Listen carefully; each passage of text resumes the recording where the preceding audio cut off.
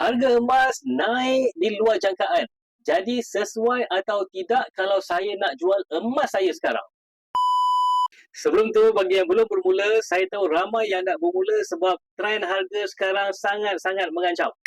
Okey, anda klik link di profil dan boleh daftar percuma atau hubungi saya dan saya akan bantu anda sebaiknya. Okey, ramai penyimpan emas yang teruja dan kadang-kadang panik bila harga emas naik. Terus fikir nak jual. Tapi tahukah anda jual emas tanpa strategi boleh buat anda menyesal nanti? Kalau anda betul-betul faham, emas bukannya sekadar buy low and sell high. It is beyond that. Mengikut pakar kewangan, ada 3 keadaan untuk kita jual emas ni. Yang pertama, kecemasan. Kalau tiba-tiba perlukan instant cash, emas sangat mudah untuk ditukarkan kepada cash. Sebab itu kita simpan emas sebagai dana kecemasan.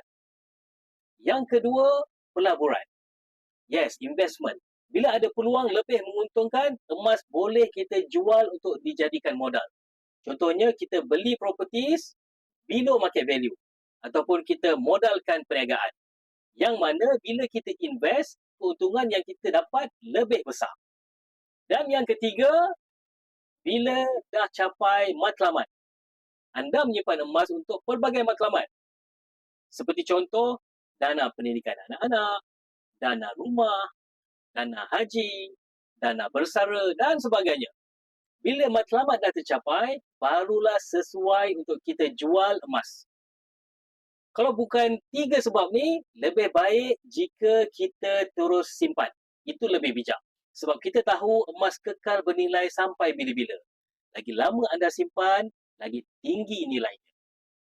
Jadi, nak mula simpan emas dengan ilmu yang betul, klik link di profil saya sekarang dan saya akan bimbing anda secara percuma.